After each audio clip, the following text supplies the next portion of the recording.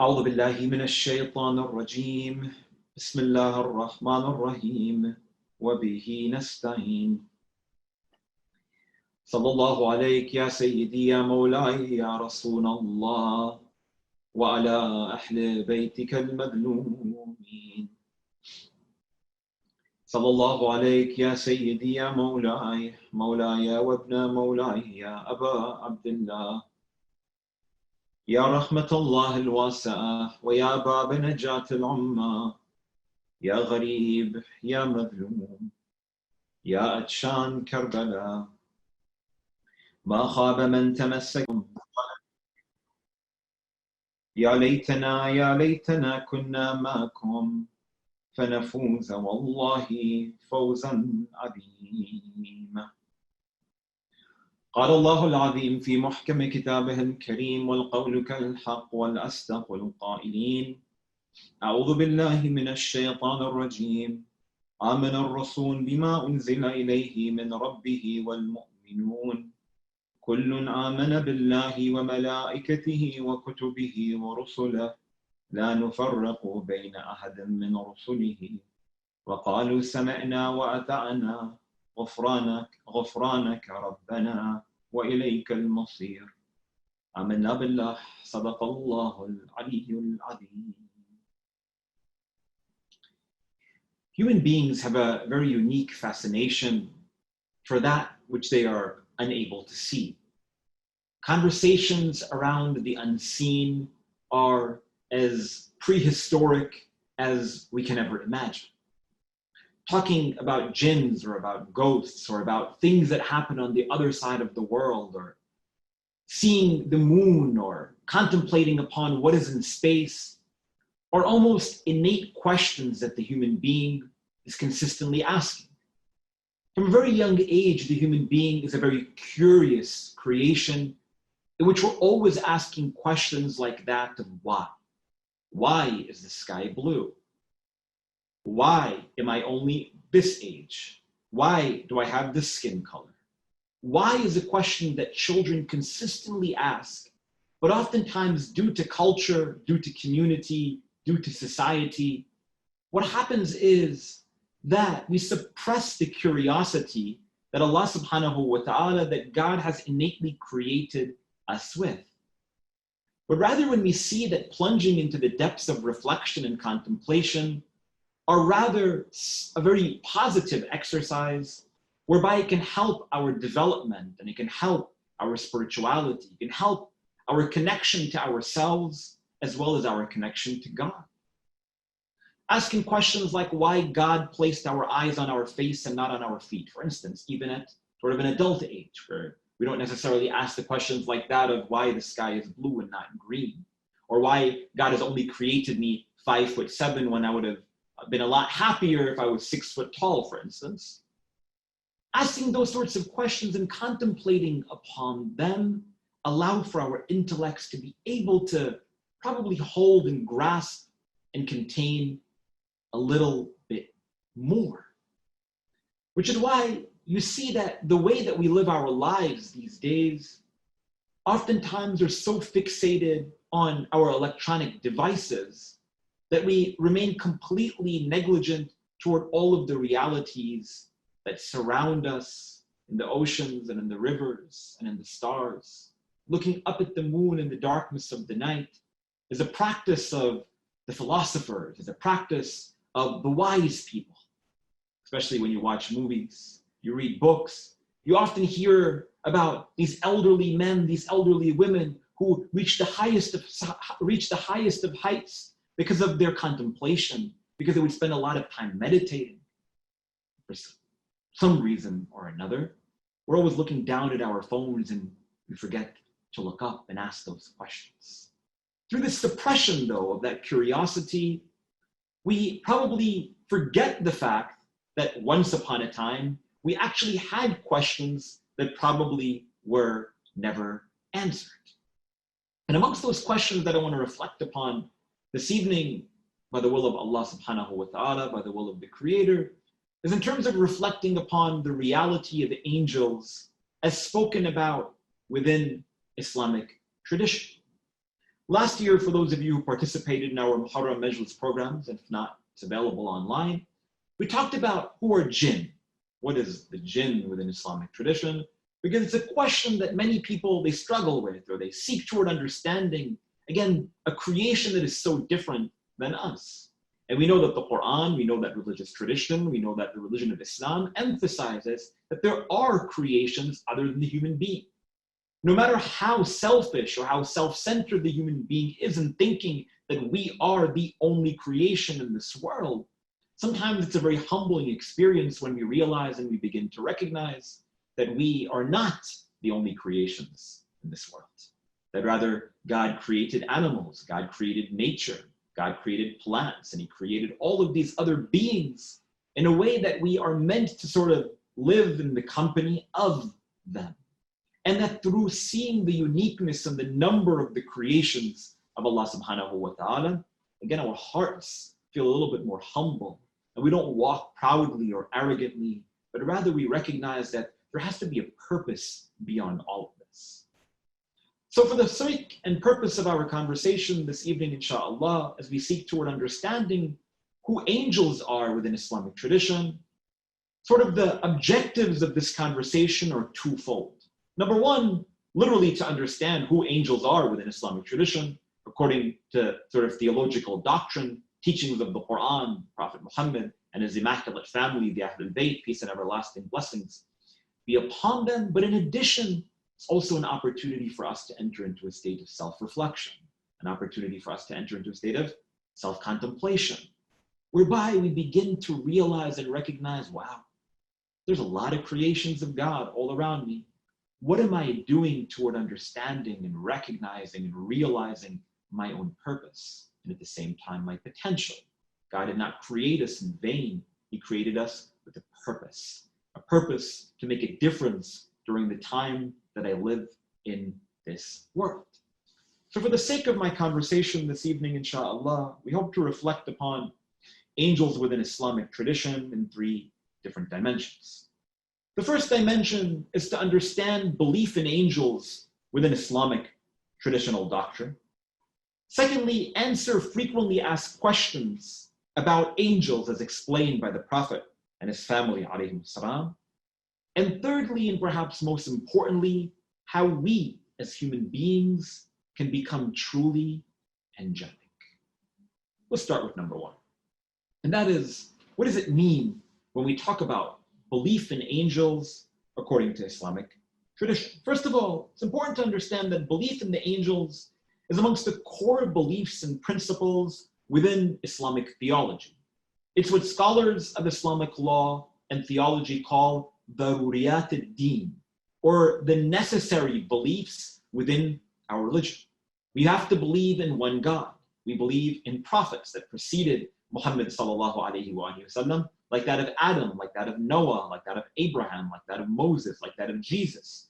We believe that there were 124,000 prophets, and sort of the greatest of them are these personalities that I just mentioned. And the culmination of them is the Messenger Muhammad sallallahu alayhi wa sallam. Amongst the core beliefs within Islamic theology, for instance, is belief in books that have been sent down.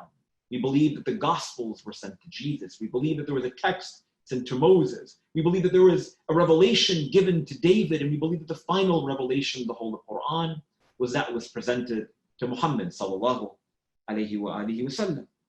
And within chapter 2, verse 285 of the whole of Quran, God speaks to these core beliefs that every single Muslim must attest to.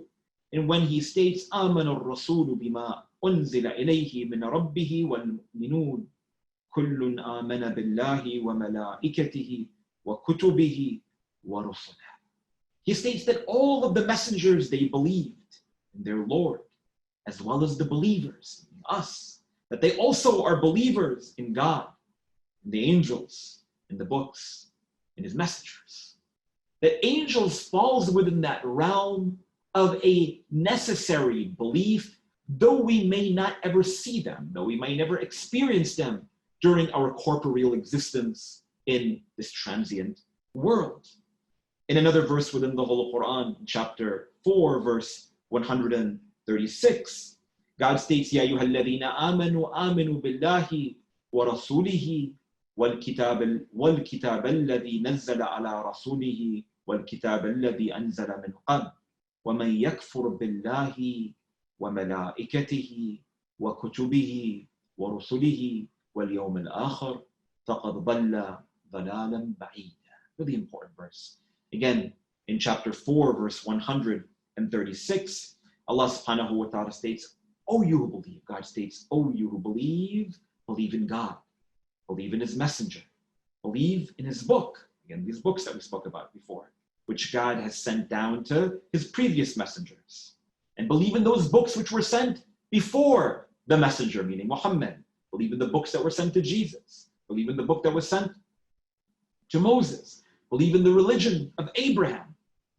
وَمَن يَكْفُرْ بِاللَّهِ. And for those who don't believe in God, and for those who don't believe in His angels, again, وَمَلَائِكَتِهِ, and in His books, and in His prophets, and in the last day, meaning the day of judgment, a world beyond this one, then they have gone astray. They have misunderstood sort of the essence of what this world and what this life is virtually all about.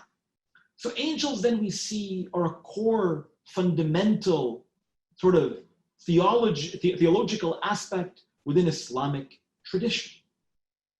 But it's important to understand at the same time that these angels, though we may never necessarily experience being in the company of angels physically, where I can sit and drink a cup of coffee with one of them, for instance, that believing in them, at least with these hearts and with these souls, believing in something like that of the unseen is vital and super important within our scripture.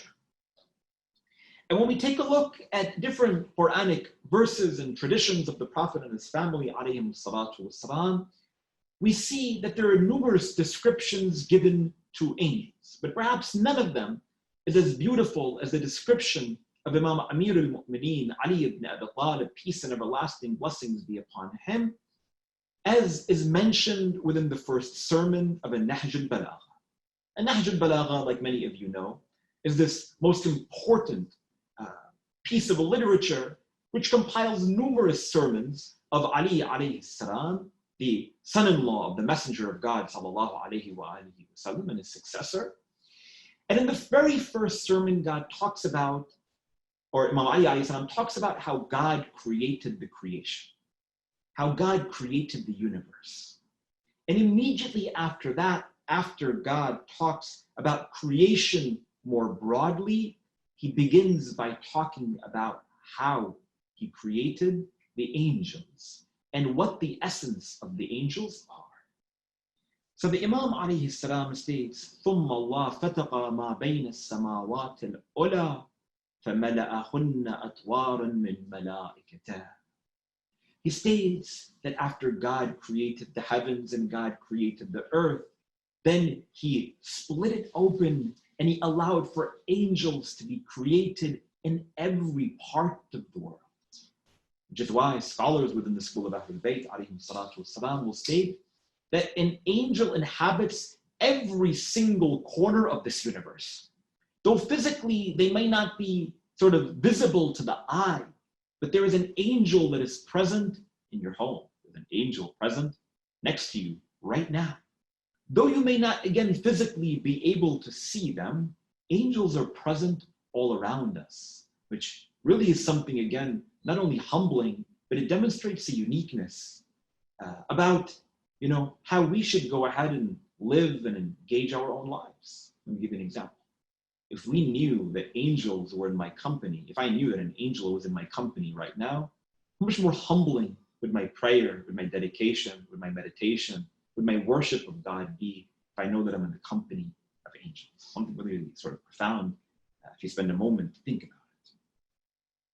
Anyhow, Imam Ali ibn Abi Talib, during the course of this segment of the sermon, he breaks down the type of angels into 4 different groups. The first group of angels that he makes mention of is that there are specific angels who are designated to be the worshipers of God. That God created thousands upon thousands of angels from the very first day of creation who will continue to live and reside until the very last day, their responsibility is solely to worship God. Before we get into sort of this description, why? Why did God create angels so that he can worship God? So that they can worship God? Well, because he's Allah subhanahu wa ta'ala. He's the creator. He can do whatever he wants. And amongst those things that he desires is that the human being, the jinn, the angels, are always in a state of perpetual praise of him. So Imam Ali alayhi salam, he states about these angels, minhum sujudun la yarka'un, wa ruku'un la yantasibun, wa safun la yatazayalun, wa musabbihun la yas'amun, la yaghshahum nawmul uyum. For those of you who understand the Arabic language, you also appreciate the rhymes of Ali ibn Abi Talib alayhi salam in his description. He states that from amongst these angels, there are those who are in prostration from the very first day of creation until the very last day. Their only job is to prostrate and pray to God that way. While others are in the state of ruku', they are bowing to God, demonstrating their humility in front of their creator. Others, wasafun, they're standing upright. Safun means to stand in the same way that we stand in prayers. Within Islamic tradition, when we stand at the point of qiyam, we're supposed to stand straight in a way that's obedient, in a way that's, again, humbling ourselves to our Creator. Some angels, they will stand straight above that way. La yaghshahum nawmul uyum. And that God does not put this damper of sleep or exhaustion on them, meaning they're always consistently in the state, being in a state of God's praises. This is the first group of angels. The second group of angels that Imam Ali alayhi salam speaks to in this famous sermon narrated, sermon number 1 in Nahj al-Balagha, are the protectors of revelation, that God appoints some angels to be the protectors of revelation who communicate with his prophets and messengers. They are the ones who speak to Moses and to Abraham and to Jesus and to our messenger Muhammad sallallahu alayhi wa sallam, like that of Jibreel, like that of Gabriel. وَمِنْهُمْ أُمَنَاءُ عَلَى وَحْيِهِ وَأَلْسِنَةٌ إِلَى رُسُلِهِ وَمُخْتَلِفُونَ بِقَضَائِهِ وَأَمْرِهِ. As Imam Ali alayhi salam beautifully explains, that they are the protectors of the revelation, and they are those who speak to the messengers on behalf of God. They represent God on earth when they communicate to the prophets and the messengers, whose job is to disseminate knowledge and information to the creation, meaning you and I. The third group of angels that's spoken to in Nahj al-Balagha of Imam Ali alayhi salam are the protectors of creation, meaning that there are some angels that care about us, and their responsibility is to uplift this creation, meaning you and I. مِنْهُمُ الْحَفَظَةُ لِإِبَادِهِ وَسَدَّنَةُ لِأَبْوَابِ جِنَانِهِ. That amongst these angels, they serve the believers, they serve us, you and I, even though sometimes we don't necessarily know it. And some of the commentators of the Nahj al-Balagha, they would state that amongst the ways in which the angels, they come toward the support of the believers, especially when we seek toward carrying out and doing a good task, like that of prayer. They're doing really any good deed. But sometimes we don't necessarily feel that motivation to go out and do it, but sometimes we just feel that we get this extra push. That extra push might come from the angels within our company, or just telling us and advising us, it's okay, go ahead and do this. You really, it could be really good for you, for instance. But sometimes we don't know where this divine inspiration comes from. Perhaps it's the angels that we are living in the company. And fourthly and finally, the angels that Imam Ali alayhi salatu wasalam mentions are those who carry or hold upright the throne of God. In other words, that we believe that there is a throne of Allah subhanahu wa ta'ala. Of course, we don't believe that God sits on a throne. We do not believe that God is visible to the eye. But perhaps in a way, to demonstrate God's authority, he has created angels that who have the responsibility to demonstrate the unique majesty and greatness of the Creator. And so they are known as those who carry the throne of Allah subhanahu wa ta'ala. So summarizing dimension number 1 of our conversation, belief in the angels is a core tenet within Islamic tradition.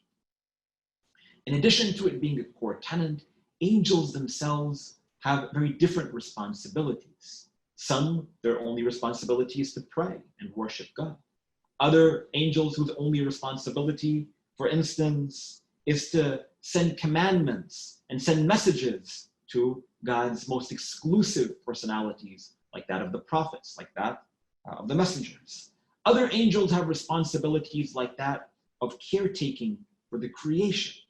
At the end of the day, this is the sort of law and means by which God governs his universe as understood within Islamic tradition, as well as within other religious traditions as well, that angels sort of play a really prominent role in caretaking God's affairs.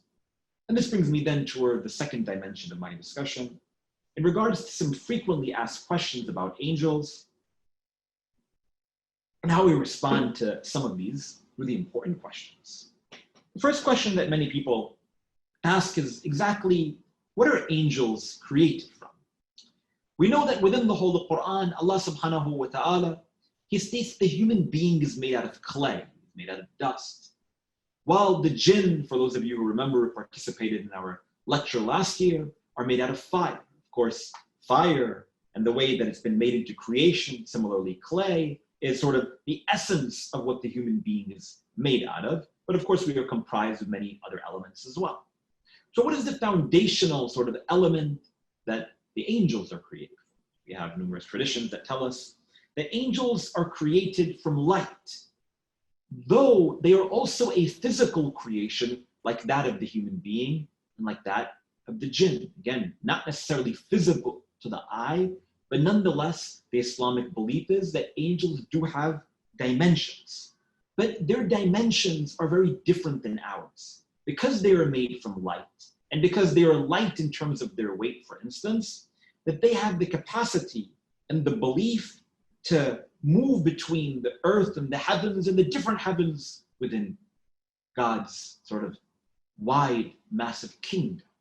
While the human being, because we are made of dust, we are made of clay, we are made of earth, we are told to reside in earth until the world beyond this one, when we are sort of transversing between the dunya, this corporeal existence, and the life in the grave, the barzakh, until the day of judgment, until eternal paradise, by the mercy and by the blessing of God and his messenger Muhammad sallallahu alaihi wasallam.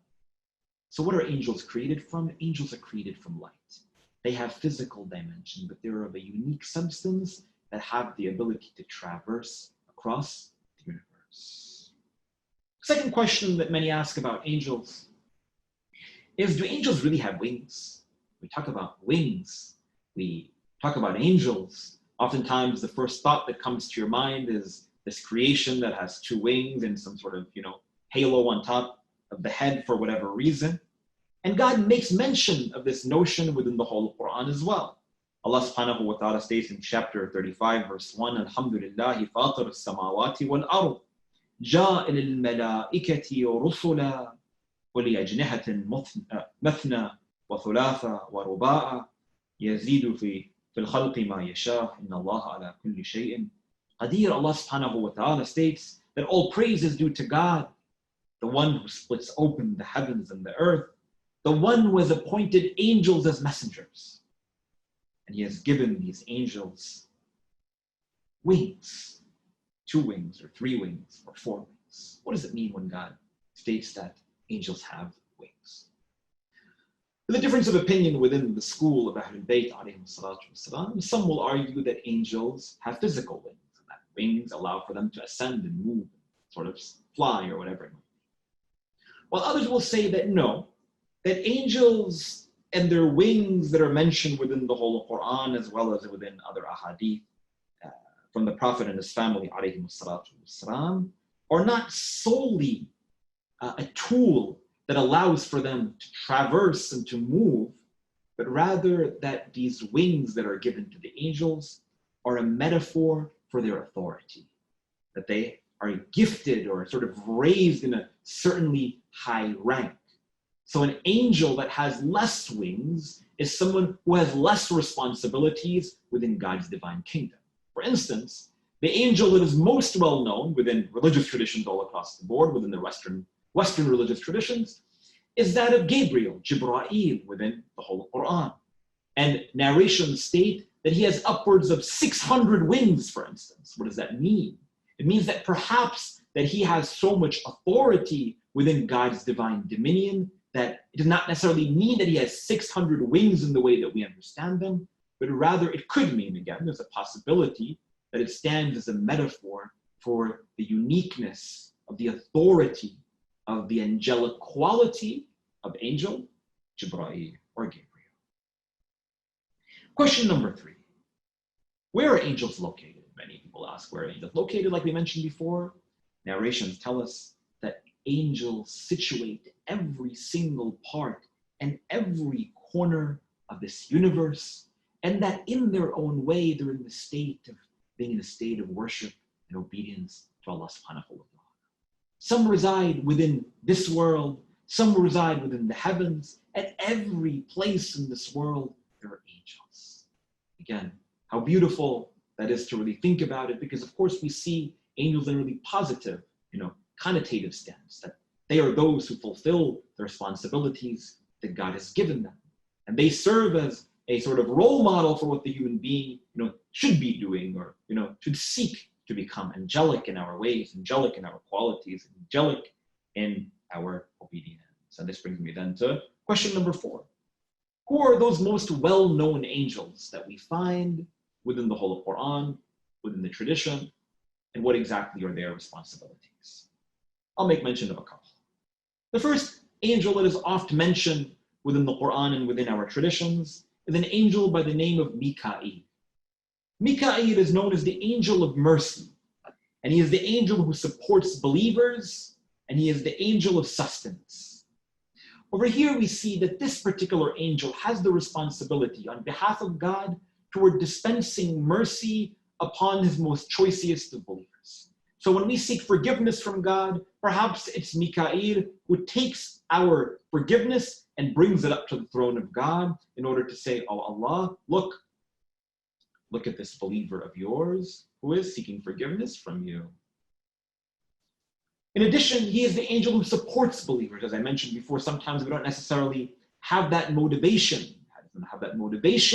to pray or to do that good deed, and we need that extra support. Perhaps it is Mika'il who pushes us forth toward allowing for us to reach that task. He's also the angel of sustenance. The fact that Allah subhanahu wa ta'ala, our creator, sustains for us and determines for us by means of his measuring our wealth and our blessing and the ability that we have to going out and performing good deeds. That's all within the hands of God, and Mika'il, he is the one who is entrusted with taking care of these responsibilities. The angel that I mentioned before as well, number 2, is the angel Jibra'il. Of course, we know he's the angel of revelation, meaning he plays the most important role in communicating revelation toward God's prophets and messengers. The angel Gabriel. He is the one who communicates with Abraham. He is the one who speaks to Moses. He is the one who communicates with Jesus. He is the one who brings the Quran to our messenger Muhammad sallallahu alayhi wa alihi wa sallam.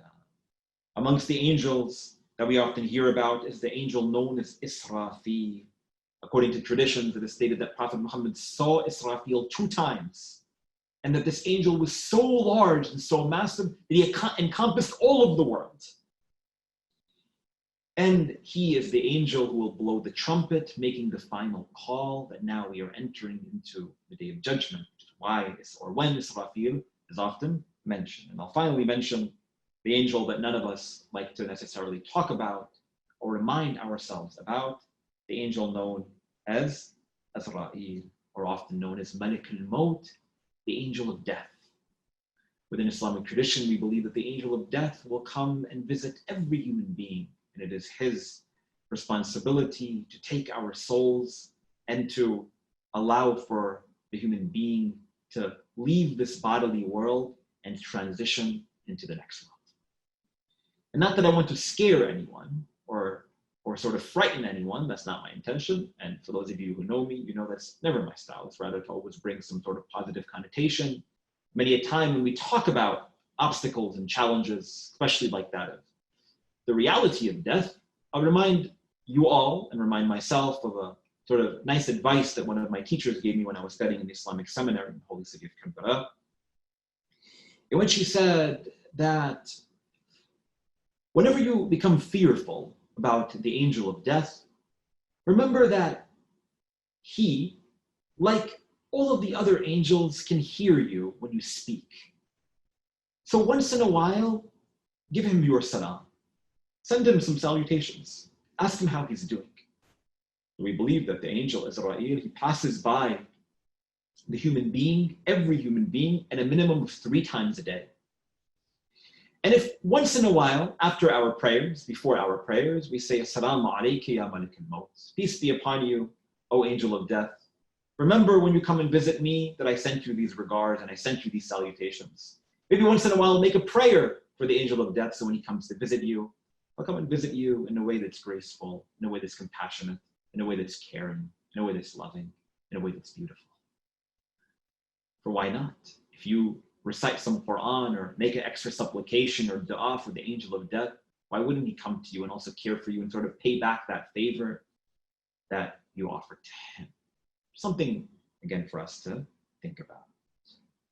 Next question that many people ask in regards to angels is who is Ruhul Qudus, or who is explained within the whole Quran, or is often translated as the Holy Spirit. There are 2 different opinions. Let me make a mention of it first of all, that Allah subhanahu wa ta'ala states within the whole Quran in Surah Al-Qadr, Bismillah ar-Rahman ar-Rahim, Inna anzalnahu fi laylatul qadri wa ma adraka ma laylatul qadr. Laylatul qadri khayrun min alfi shahr, tanazzalul malaikatu war-ruh. That on the day, or on the night of Qadr, on the night of decree of the 23rd of the month of Ramadan, the night when the Quran was revealed, that night of forgiveness, the most important night within the year for believers, that all of the angels in the heavens, they come and they descend upon the earth. تَنَزَّلُ الْمَلَائِكَةُ وَالرُّوحُ. And in addition to all of the angels, it's also another angel known as Ar-Ruh, sort of the spirit. So who is the spirit? According to our ahadith, that the spirit is certainly greater than Jibreel in his rank in terms of his proximity to Allah subhanahu wa ta'ala. Again, greater than Gabriel in his proximity and in his relationship with his creator. While others would argue that in addition to being an angel, it could also be a gift that is given toward God's prophets, meaning that the prophets of revelation, like that of Abraham, like that of Jesus, like that of the messenger Muhammad, sallallahu alayhi wa alihi wa sallam, that it's a part of them, an additional unique intuition that they have in order to see beyond the depths of what we see.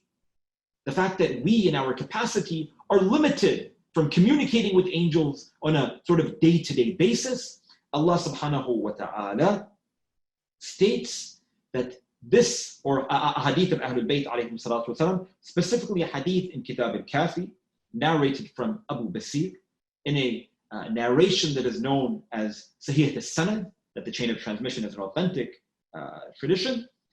The Imam al-Sadiq alayhi salatu wasalam states that the creation of Ar-Ruh al-Qudus is that which is greater than Jibreel and Mikael, greater than the most sort of lofty angels. What we know about this particular angel is very limited. And like I mentioned before, other narrations, they state that this angel is this sort of, or the Ruh al-Qudus, this Holy Spirit that is often translated, is a unique power gifted toward the prophets and also to the Imams of Ahlul Bayt. Peace and blessings be upon them. And that brings me then toward the final, the last of the frequently asked questions around angels is, can angels commit sins? First of all, we go to 2 ayat of the Holy Quran. Firstly, chapter 66, verse 6, God states, لا يعصون الله ما أمرهم ويفعلون ما يؤمرون. Very important verse in which Allah subhanahu wa ta'ala states that they do not disobey their creator. They do not disobey God, meaning the angels do not disobey God from what God has commanded them. وَيَفْعَلُونَ مَا يُؤْمَرُونَ. And that they do exactly that which they are commanded to do. And in another verse, chapter 21, Verse number 27, God states, لا يسبقونه بالقول وهم بأمره يعملون. That they do not precede God's command, and again, they do whatever He tells them to do. Nonetheless, we enter into a little bit of an issue in regards to taking a look at these two verses of the Holy Quran, because we do have some traditions that seemingly point to the fact that angels do commit sin. For those of you who might be familiar with the story of Harut and Marut during the time of Nabiullah Sulaiman, the Prophet Solomon, which takes place in Babel in Iraq, Allah subhanahu wa ta'ala makes mention of the anecdote of Harut and Marut, I believe in chapter 27 of the Holy Quran, Surah An-Naml, which virtually points to the fact that perhaps Harut and Marut, these two angels, committed sin, that numerous narrations and ahadith also point to. In addition to this, many of you might be familiar with the story of Thutmose, who is the fallen angel who committed an act of sin, and thus who needed the intercession of Imam al-Hussein alayhi salatu wasalam. Though there are weak and conflicting narrations about this, it's narrated by Ibn Idris al-Hilli, it is narrated in Basa'ir al-Darajat, it's narrated in Amali of Sheikh al-Saduq, it's narrated in Kamil al-Ziyara, and a specific dua on the birth of Imam al-Hussein alayhi salatu wasalam, narrated by Sheikh al-Tusi in Misbah al-Mutahajjid, seemingly have given rise toward the story within our tradition, the fact that angels, though they may not sin, they can commit acts of error. Probably the sort of more valid opinion within the school of Ahlul Bayt alayhim salatu wasalam will read these ayat of the Holy Quran exactly the way that they are read. And that certainly angels cannot commit sin. And that these particular narrations around Harut and Marut committing sin, or like that of the angel Thutmose, or another name that is often given, cannot necessarily be applied when it comes to our understanding of theology, because seemingly they conflict the ayat of the Holy Quran, and perhaps we can get into more detailed discussion about these narrations and their chain of transmission, details around them, another time. But nonetheless, the summary is that angels cannot commit sin, as explained within these two ayat of the Holy Quran. And this then brings me to the third dimension of my discussion. Again, the first dimension in terms of solidifying this notion of belief and conviction in angels, and recognizing belief in them theologically as a necessity within our faith tradition. Secondly, running through a couple of the frequently asked questions about angels. Thirdly, and perhaps most importantly, how do we, the human being, become angelic? At the end of the day, my conviction about a creation that is so different than me is knowledge, and it's information, and it's valid, and it's important for me to know these things. But if I can't apply theology to practice, then at the end of the day, I'm just going to drown in my books without any sort of self-building, without any sort of change or revolution of these hearts and souls that, without a doubt, most certainly need it. So I'll go to this verse or this narration from Imam al-Sadiq alayhi salatu wasalam, which demonstrates to us exactly what it means to understand our unique potential and ability toward ascending to a height far higher and greater than that of the angel. It's narrated in Ilal al-Shara'i' of Shaykh al-Saduq rahimahullah and Abdullah ibn Sinan قال سألت أبا عبد الله جعفر بن محمد الصادق عليه السلام, one of the companions, a man by the name of Abdullah ibn Sinan. He goes to Imam al-Sadiq عليه السلام, the sixth Imam of Ahlul Bayt. فقلت الملائكة أفضل أم بنو آدم. He states, O grandson of the Messenger of God, tell me, are the angels greater or the children of Adam? Meaning the creation. Are angels or human beings? Which one of them are greater?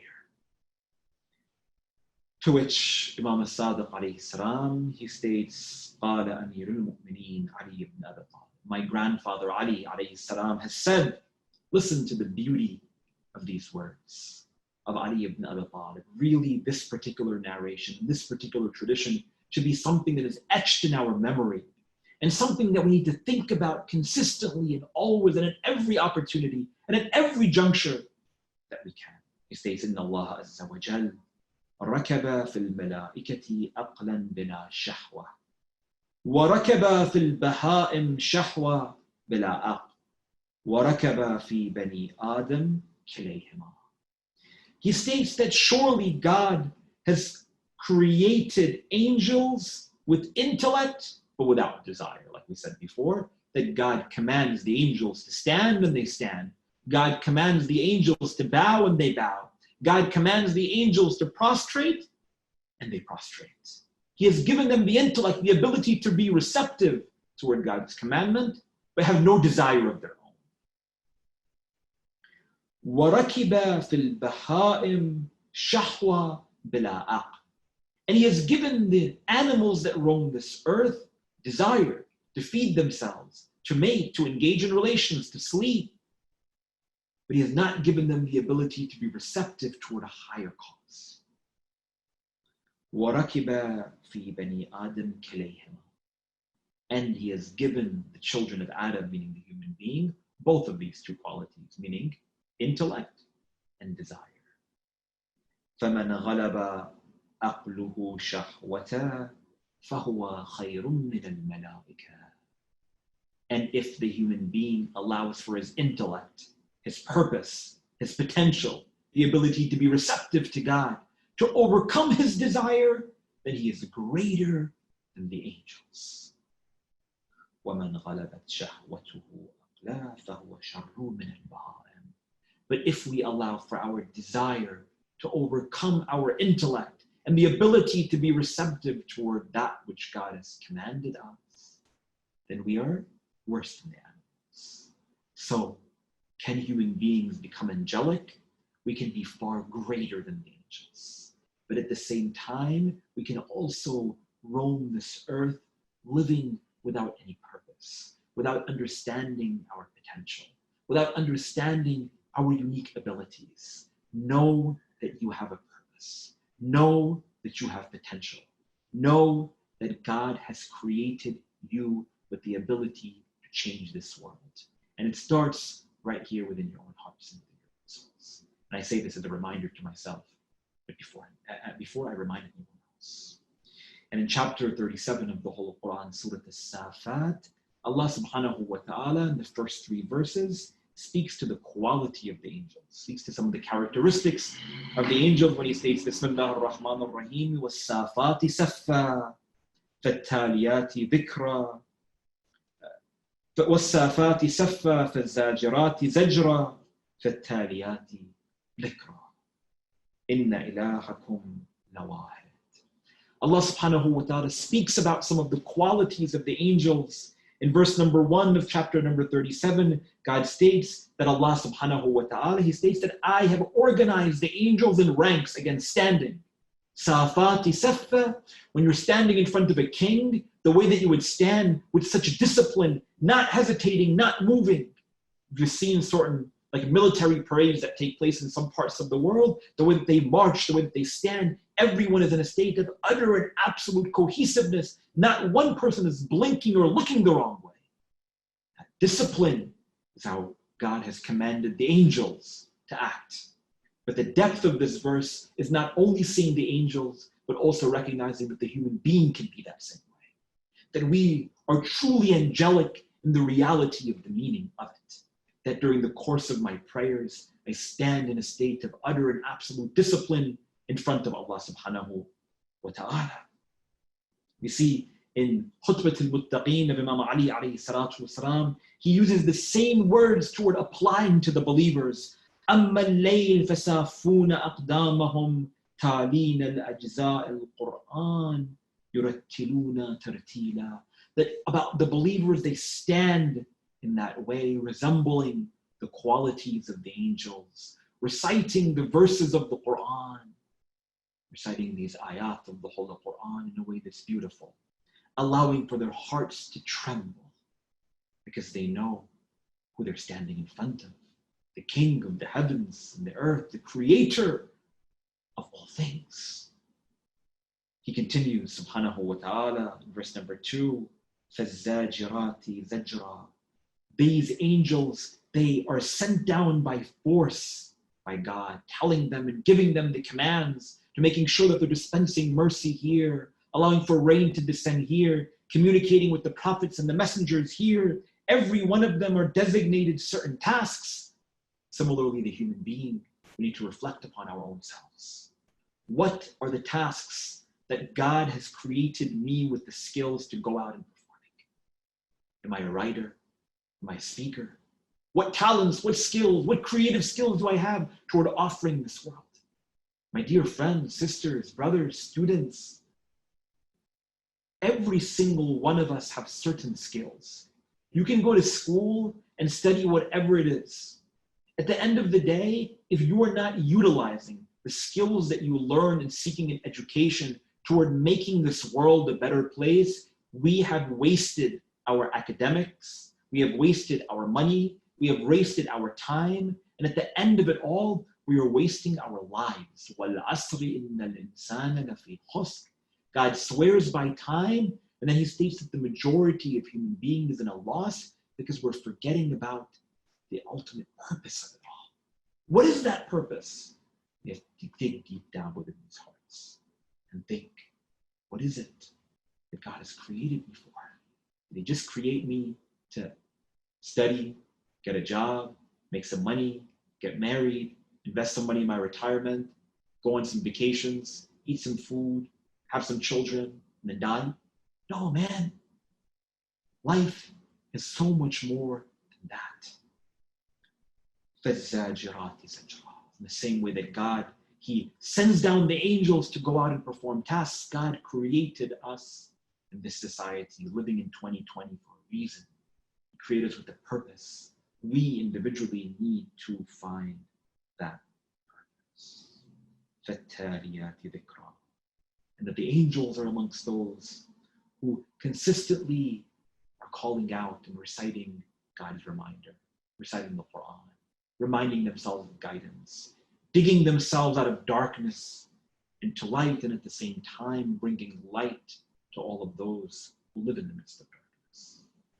Giving knowledge to those who are ignorant, meaning again that we can be those agents for change. We can be angelic. We are individuals who can truly transform this world and be at the aid of others in the same way that the angels are sometimes an aid for us. At the end of the day, we, the human being, live amongst so many a unique creation.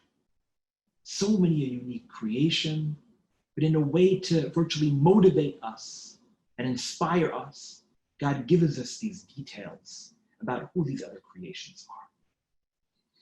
And according to traditions, the human being is known as Ashraf al-Makhluqat, the most honored of all of creation. Because again, we have that capacity to ascend toward a height that is far higher than that of the angels.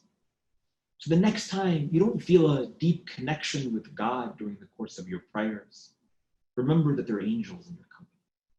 Remember next time that you're not necessarily feeling so motivated to do the right thing, ask the angels around you to push you and give you that extra support. The next time that you're feeling prideful and arrogant and think that you're better than everyone else, remember that there are angels at every part of this world who, just like you, are trying to strive to do their best to fulfill their responsibilities to their Creator. And at the end of it all, we need to be in a state of reflection of what is it that I can do to truly be someone who is angelic. And when we talk about the tragedy of Imam al-Hussein alayhi salatu wasalam, when we consistently see our personalities who embody what it means to be angelic. So we enter now into the 6th night of Muharram, where traditionally within our culture, it's an opportunity to reflect upon the companions of Abu Abdullah al-Hussein alayhi salatu wasalam, and the sacrifice that they gave for their master, the grandson of God's Prophet sallallahu alayhi wa sallam. Imam al-Hussein alayhi salatu wasalam would state, "Inna ashabi awfa wa khayran min inni la a'lamu ashabi awfa wa khayran min ashabi." That that surely I do not know of any companions who are as loyal and better than my companions. Salamullah ala ashab al-Husayn alayhi salam. Yesterday we talked about one of those, who at the very last moment, he recognized his responsibilities to his master Hussein alayhi salam, and how difficult that it must have been for him to humble himself. But from that moment of being amongst the greatest criminals within human history, he ascended far higher in his ranks toward attending and being in the company of the angels, being in the company of the prophets, being in the company of the martyrs, ar-Riyahi. Before I get into some of the examples of specific companions of Imam al-Hussein, sallallahu alayhi, let me just make mention of a man by the name of Ubaydullah ibn Hur al-Ja'fi. This particular man, Ubaydullah ibn Hur, was an individual and a personality who rejected Imam Ali alayhi salam in the Battle of Siffin, refused to support Imam Ali salam. And at the same time, he also refused to support Imam al-Hasan in the events leading up to the eventual treaty that he signs with Muawiyah ibn Abi Sufyan. And it is said that when Imam al-Hussein salamullah alayhi crosses the caravan of this man, Ubaydullah al-Ja'fi, on the way toward Kufa, before he was intercepted by Hur al-Riyahi, like we mentioned last night, he sees that that's Ubaydullah. This man has made a lot of mistakes during the course of his life. So Imam al-Hussein alayhi salatu wasalam, he alights from his horse and goes to that man's caravan and he says, Ubaydullah, do you know who I am? He said, of course, you are Hussein. You are the grandson of God's messenger. I know your father, I know your brother. He says, okay. You know all of them, but you refuse to support them. You made a lot of mistakes during the course of your life. You're a man of, some sin and some transgressions. How about I give you a completely clean slate and I give you the opportunity to join me in this opportunity whereby we will go and sacrifice our lives for God. I want you to stand with me as we stand against Umar ibn Sa'ad, Ubaydullah ibn Ziyad, Yazid ibn Mu'awiyah. Ubaydullah ibn Hur al-Ja'fi says, let me think about it. And it is said that Imam al-Hussein alayhi salatu wasalam gives him a couple of moments, and then a few moments later he goes back to the tent where Ubaydullah and his family were residing. And he said, what happened? What did you decide? He says, I'm giving you a ticket to paradise. Just come and join me. To which Ubaydullah al-Ja'fi, he says, oh, Abu Abdullah, me? I don't think so. I don't think that I'm so committed to this cause. I don't want to get involved in this political dispute, perhaps in the way that he explained it to Imam al-Hussein sallallahu alayhi. He said, but I'll tell you this. Why don't you go and take my horse? For surely my horse is amongst the fastest horses in all of Arabia. You can take this. Imagine if Imam al-Hussein alayhi salatu wasalam came to you and I, and he said, oh my dear friend, I want you to join me. He specifically selected you or I. What would we do with an honor about Abdullah al-Hussein? Sayyid Shabab Ahl Jannah. He is offering us an opportunity, a ticket to truly feeling the presence of God, being in his company. What would we say? Would we respond like Ubaydullah al-Ja'fi, who Imam al-Hussein alayhi salatu wasalam, he rejects the horse and the story is lengthy, we can get into that another day? Or will we be people like that of Zuhair ibn Ayn? Zuhair ibn Ayn, also someone who Imam al-Hussein alayhi salatu wasalam met on the journey toward Kufa. And he says, oh Zuhair, come and join me. And he was not necessarily so motivated initially, but according to reports, it was his wife who pushed him and said, are you going to leave the son of the daughter of the messenger of God alone and stranded? Zuhair ibn al-Qayn, from that moment, understand this point, my dear friends, my dear Shia, those of you who know the story, everyone knows the name of Zuhair ibn al-Qayn. What you might not know is that Zuhair ibn al-Qayn was someone who did not initially have the motivation towards supporting Abu Abdullah al-Hussein. But again, a man who reached a height far higher than the station of the angels. From the day of Ashura, Zuhair ibn al-Qayn was the commander of the right wing of the army of Imam al-Hussein alayhi salam. Only days passed between him being someone who stood against Abu Abdullah. We fast forward to the 10th of Muharram, and he is one of the flag bearers of the army of Abu Abdullah al-Hussein alayhi salatu wasalam. Every single one of us have that ability. No matter our sin, no matter our distance from God, no matter our transgression, we have ability, we have potential toward reaching a station like these ashab of Imam al-Hussein for the Imam of our time. And if we don't have that rank, because it's only reserved for them, then know that they are our inspiration. They are people just like you and I. You take a look at the story of Karbala, you see the old and you see the young. You see the noble man and you see the slave. You see the man and you see the woman. You see a display of people in all of their different forms, in all of their different genders, in all the diversity that you see in culture and in skin color and in age, all standing up for value. You see the example of John, that slave who went out and fought valiantly until he was finally struck, and he calls out, "Assalamu alayka ya Aba Abdullah." Imam al-Hussein alayhi salatu wasalam rushes toward him, and he places his cheek on the cheek of this companion John, and he calls out, "Man mithli khad ibn bint Rasulillah ala khaddi." He says, "Who is like me, that the son of the daughter of the messenger of God places his cheek in consolation on mine?" The only other time that Imam al-Hussein alayhi salam does that on the 10th of Muharram was with his own son, Ali al-Akbar. He doesn't differentiate between those who are treated the worst in society and his own son, Ali al-Akbar.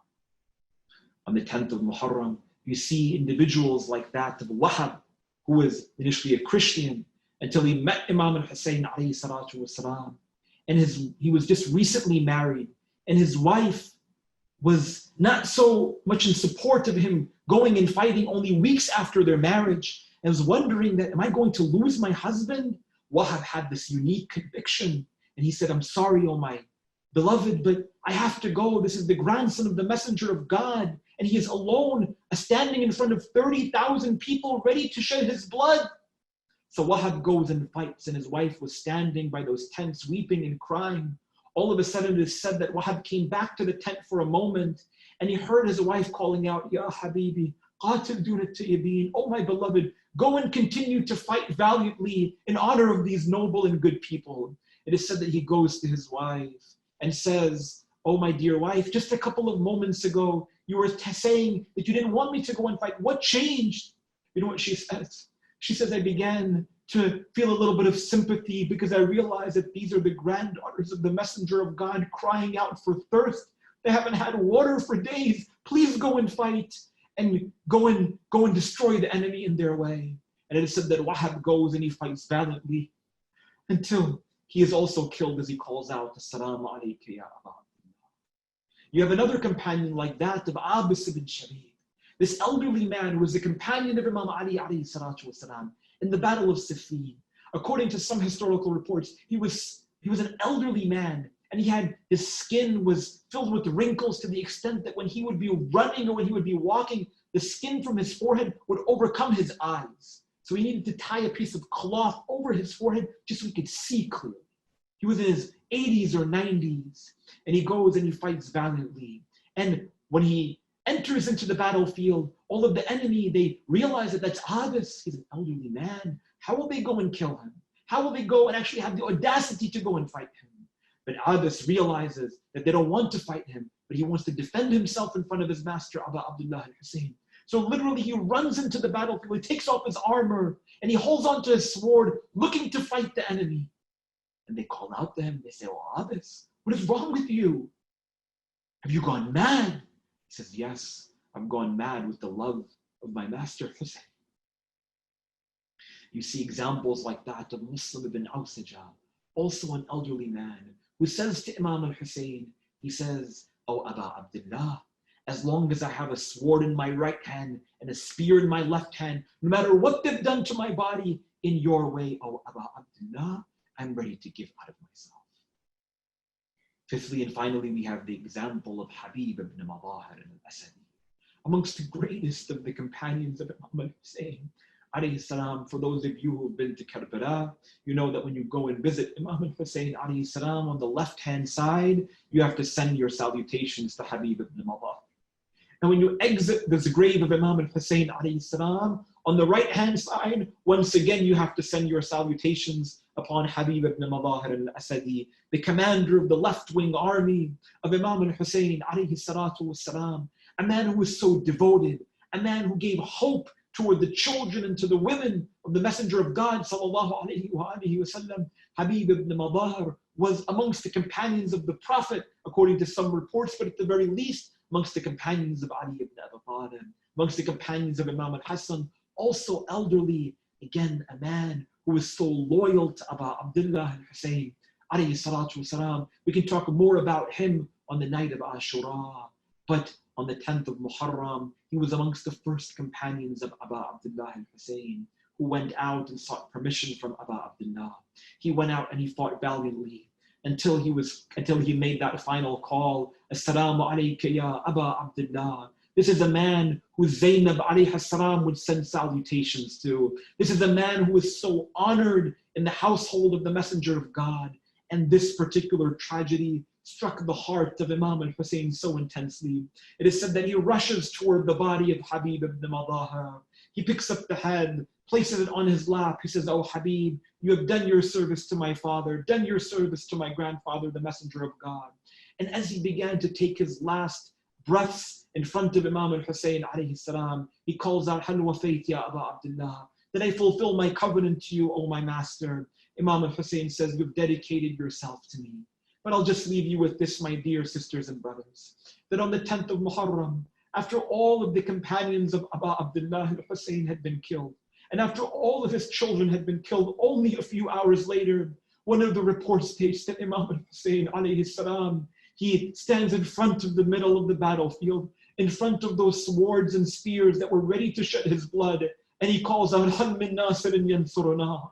Is there anyone to help me? Ya Burair, Ya John, Ya Habib, Ya Muslim, where are you today, O my companions? Where are you today, O my friends? Who is there to support me?" Abu Abdullah al-Hussein, he stood in that moment all alone, as again all of those swords and those rocks and spears were ready to come closer and closer towards severing his sacred neck. And only a few moments from now, my dear friends, would the head of Hussein be raised on a spear on the 10th of Muharram. Ala la'natullah wa la al-qawmi al-mu'minin. Inna lillahi wa inna ilayhi raji'un. We ask Allah subhanahu wa ta'ala. We ask Allah subhanahu wa ta'ala to allow for our hearts to be filled with the love of Muhammad. And we ask Allah subhanahu wa ta'ala to allow for us to have the ability to reach heights that are far higher than that of the angels. We ask Allah subhanahu wa ta'ala to grant us a life that resembles the life of Muhammad and a death that resembles the death of Muhammad wa ali Muhammad, that He gives us the tawfiq to take lessons and wisdoms and insights from the whole Quran, from the prophetic teachings. We ask Allah subhanahu wa ta'ala for tawfiq. Walhamdulillah Rabbil Alameen. Sallallahu ala Sayyidina wa Nabiyyina Muhammad wa ala Ahl Baytih.